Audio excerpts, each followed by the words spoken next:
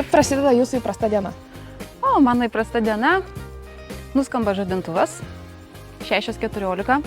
Kažkas yra manęs paklausęs, kodėl 6:14. Iš tikrųjų pati neturėjau atsakymo, nežinau kodėl. Kodėl ne 6:10, kodėl ne 6:15, bet tiesiog 6:14. Paskui pati pagalvojau, 6:14 tai mano gimimo data. Gal todėl. Kokioje klasėje praleidote daugiausia laiko kaip mokinė? Kaip mokinė, tai turbūt prancūzų kalbos kabinete. Kada pirmą kartą supratote, jog švietimas yra jūsų kelias? Galiu drąsiai sakyti, pirmoje klasėje, nes jau pirmokė būdama pradėjau mokyti savo žaislus, dailaus rašto ir panašiai. O po to visą tai mano tęsiasi. Kągi, prašom. Kas šiandien jūs labiausiai džiugina? Šiandien mane labiausiai džiugina, kad aš ryte tikrai labai noriu į darbą. O po darbo vakare noriu grįžti namo. Kad šitą tą turiu savyje, tai va tas tikrai mane džiugina. Ir labai laukiu rugsėjo 1. O kas labiausiai erzina? Labiausiai erzina posakis, o mūsų laikais buvo kitaip. Ką jums reiškia būti lyderė savo rajone? Aš nesu lyderė savo rajone. Tūkstantmečio mokykla skamba gražiai, bet kas slypi po to pavadinimu? Kas slypi po to pavadinimu? Per tuos 2 metus gal milijoną kartų girdėjau klausimą, atsakinėjau į jį, o koks yra poveikis. Šitą klausimą tiek kartų svarsčiau dėl kiekvienos plytelės, dėl kiekvienos įrangos, dėl kiekvienų mokymų, o koks yra poveikis. Kurio iš pokyčių laukiate labiausiai? Turbūt labiausiai laukiau superklasės, supermokytojo mokymų, superklasės valandėlės, filmų įtraukė ugdymo tema, nes tiesiog jaučiau, kad šios veiklos tikrai gali keisti mūsų požiūrį, keisti tiesiog nuostatas mūsų galvose. Va šito labiausiai laukiu. Ar pati norėtumėte dar kartą pabūti mokinė? Be abejo, labai. Šiandien tikrai taip. Jei galėtumėte, kurioje šalyje išbandytumėte mokyklą? Esu buvus tikrai daug mokyklų, lankiau įvairiose šalyse - Turkija, Kroatija, Portugalija, Estija, Latvija, Suomija, Švedija.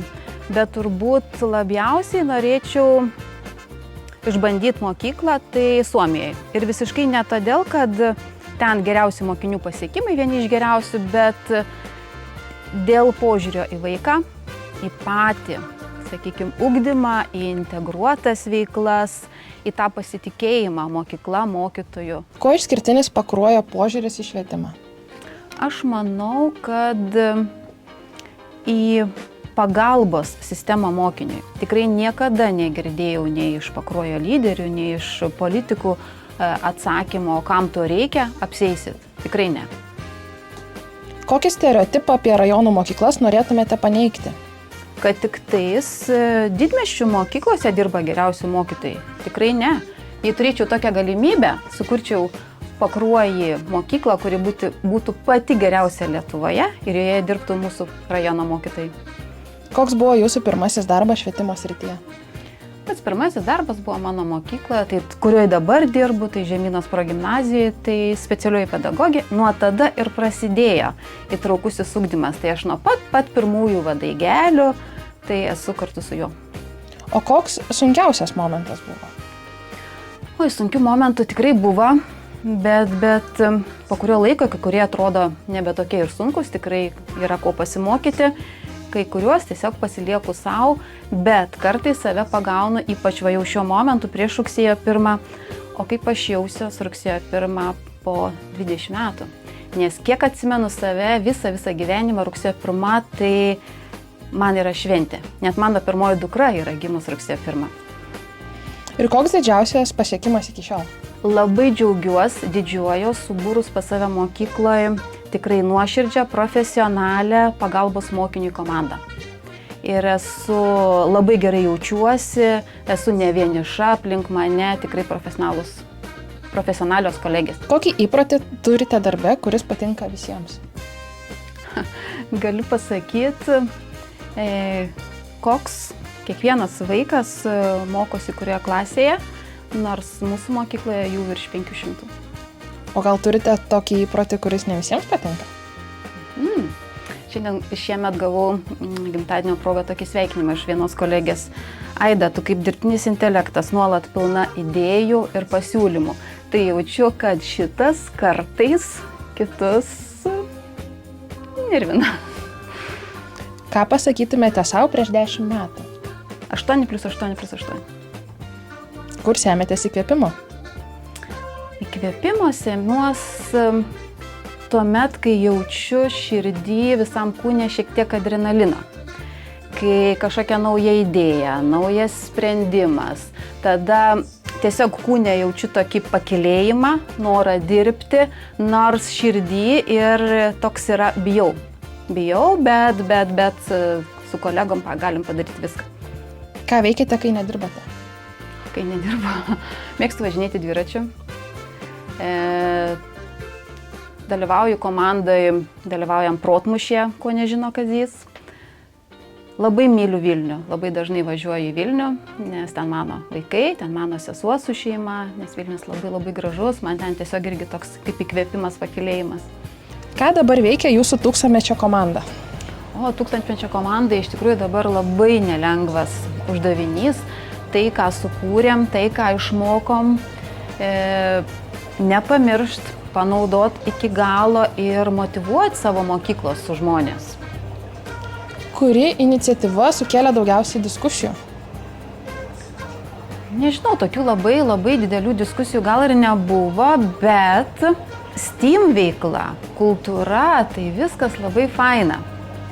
O įtrauktis šiek tiek nėra jinai iki galo taip patogi, visiems priimtina. O aš koordinavau ir dirbau įtraukties komandai, tai čia gal šiek tiek tokių buvo ne diskusijų, bet tokių nutilėjimų, sakykime, nes aš daug siūliau investuoti žmonės. Tai kaip ir tokių diskusijų nebuvo, bet kai kur tokių lyg patilėjimų, tai taip mintise man buvo. Ar tikrai visi su tuo sutinka? Kiek rajono mokyklų dalyvauja programoje? Tai 1000-mečio mokyklos yra 3 ir dar 4 įsijungia į visą tinklaveiką. O kiek ugdytinių palies šie pokyčiai? O tikrai jau palietė, nes mes tikrai su visais vaikais dirbot, tai jau virš 1000 vaikų jau visą tai palietė. O kokių priemonių labiausiai trūksta? Šiai dienai tikrai labai trūksta, tai laisvalaikio infrastruktūros tiek viduje, tiek mokyklos, sakykime, kiemuose, tai šito labai trūksta. Jei reikėtų apibūdinti šią programą 3 žodžiais? Nepamiršiu visą gyvenimą. Ar dažnai sulaukite, čia vis tiek niekas nepasikeis reakcijų? Kartais taip, sulaukiu. Ir ką į tai atsakote? Kartais konkrečiais pavyzdžiais, kartais tiesiog irgi tokių klausimų, o jeigu nebūtų buvę tos programos, ar mes visą tai būtumėm turėję. Ir kalbu ne tik apie infrastruktūrą, kalbu ir apie mūsų patyrimus, mūsų bendradarbiavimą.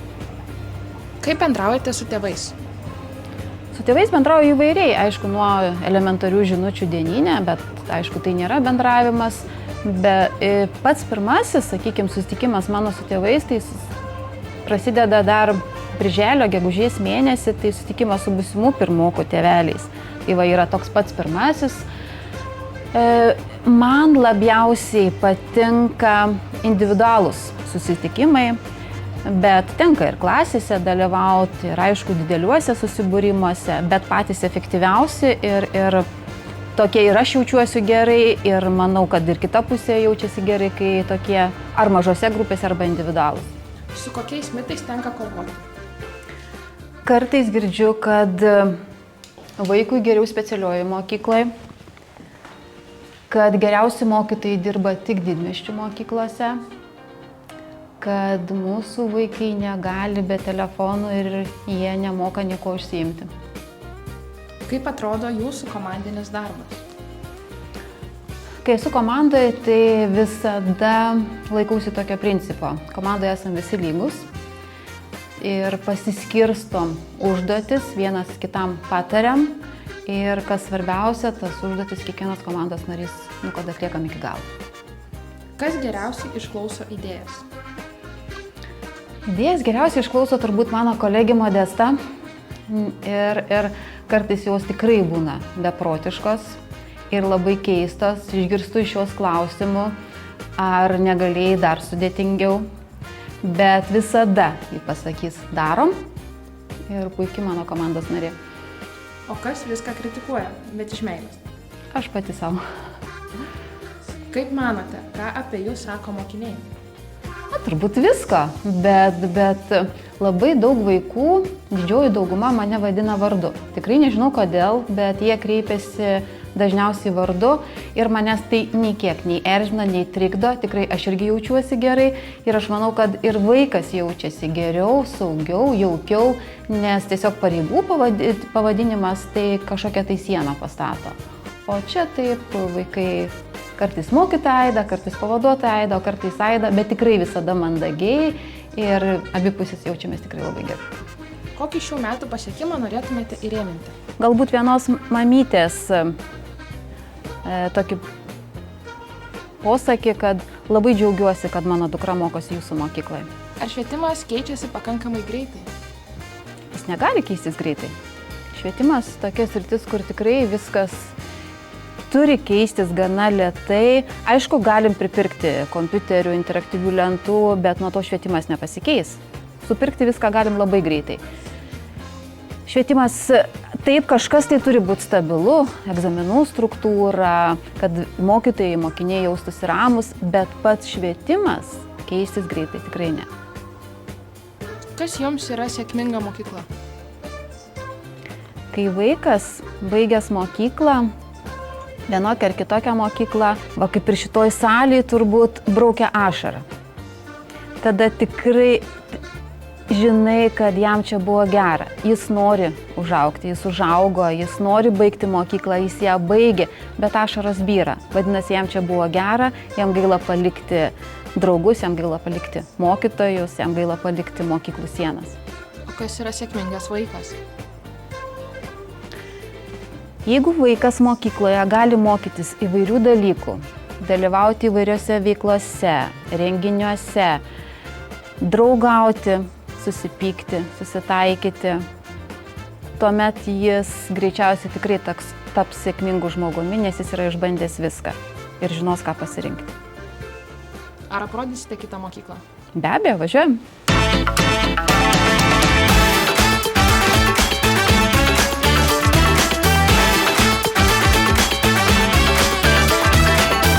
Sakytumėt mokytojui, kuris abejoja savo profesiją? Ar laukia rugsėjo 1? O ką jaunuoliui, kuris galvoja apie pedagogiką? Ar pastebi vaiką tiesiog gatvėje, oro uoste, ar tavęs jie neerzina, ar pasirengęs kiekvieną dieną patirti iššūkių? Nes susiplanuosi vienaip, bet vaikai pakoreguos kitaip.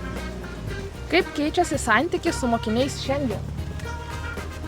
Nežinau, ar jis keičiasi, bet šiandien vaikui reikia draugo. Kad mokytojas būtų draugas, kuris išklausytų, patartų, kartu juoktųsi, kartu verktų. Bet aš manau, visais laikais vaikams šitokie mokytojai buvo patys pačiausi.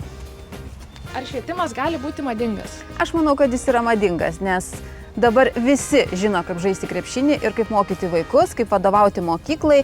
Aš manau, kad reikia siekti, kad jis būtų ne madingas, o juo pasitikėtų. Kokią inovaciją jūs maloniai nustebino? Šiaip labai nustebino tai, ką gali interaktyvios lentos šiandieniniam vaikui. Tikrai netikėjau, kad šitaip vaikas gali išmokti, kai naudojasi interaktyvia lenta. Man tai buvo toks tikrai nustebimas. Kurią pamoką prisimenate iki šiol? Net nežinau, iš tikrųjų, kad konkrečią pamoką prisiminčiau, bet labai prisimenu savo klasės visas išvykas, žygius. Šios veiklos mūsų klasė vienijo, subūrė ir liko prisiminimas iki šiol. Ar prisimenate savo pirmąjį mokytoją? Taip, be abejo, mano pirmoji mokytoja dirbo ir šioje mokykloje, nes aš šią mokyklą esu ir baigusi. Tai mes ir, kai aš atėjau dirbti, mes dirbom labai daug metų kartu. Ką pasiimtumėt į tūkstantmečio mokyklą iš savo vaikystės? Manau, kad neformalio ugdymo užsiėmimus.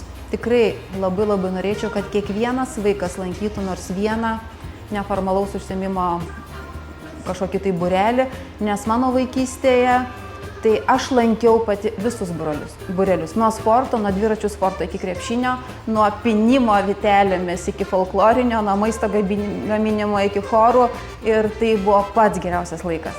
Jei mokykla būtų žmogus, kaip jie atrodytų? Jeigu žmogus, aš manau, kad tas žmogus vienoje rankoje laikytų planšetę su įvairiausiais laboratoriniais darbais, kitoje rankoje turėtų bilietus, ar tai į teatrą, ar į kino filmą, ar į kažkokią tai kelionę. Būtų apsirengęs paprastai, bet stilingai, avėtų žygio galbūt batus, gal sportinius batus, kurie kviestų keliauti, tyrinėti ir kuris mokėtų klausytis, paskatinti, jeigu reikia patraukti. Kur šiuo metu labiausiai jaučiate pokyčius? Fizinėje erdvėje ar požiūryje? Turbūt ir čia jaučiu, bet tikrai kartais save stabdau, kad nenorėti visko per greitai, kad reikia džiaugtis mažais dalykais, iš jų ir susideda gyvenimas. Ką švietimas jums duoda asmeniškai? Vienareikšmiškai nesenti. Kaip atrodo jūsų ideali diena? Ideali diena, jos turbūt galbūt visos skirtingos. Šiaip man, kaip mano asmenybė, ideali diena, kai kažką tai kuriu naujo, kai laukia kažkokie tie iššūkiai, galiu pristatyti mokyklą svečiams ar pati nuvažiavus kažkur tai pristatyti, kai po kažkokios tai veiklos arba praeitą savaitę turėjom su vaikais stovyklą, po dienos vaikai pasako, ačiū, tai buvo geriausia stovykla mano gyvenime. Ką pasakytų jūsų artimieji apie jūsų darbą? Kad mano darbė per daug atsakomybės, kartais jie taip sako. Ko labiausiai palinkėtumėt mokytojams šiemet? Matyti ir jausti kiekvieną vaiką. Jūs esat ne programoms, ne vadovėliams, o vaikui. O sau? Baigysitumas naujų projektų. Ar šiandien būtumėt pasiruošusi vėl stoti prie lentos? Žinoma. Jei galėtumėt pakeisti tik vieną dalyką, kas tai būtų? Padvigubinčiam mokytojams atlyginimus. Ir paskutinis klausimas šiandien. Ko palinkėtumėt visai Lietuvos švietimo bendruomeniai? Šiandien gyvename pokyčių laike. Darykite tai, ką jaučia jūsų širdis ir švietimas klestės. Ačiū Jums už skirtą laiką. Ačiū Jums.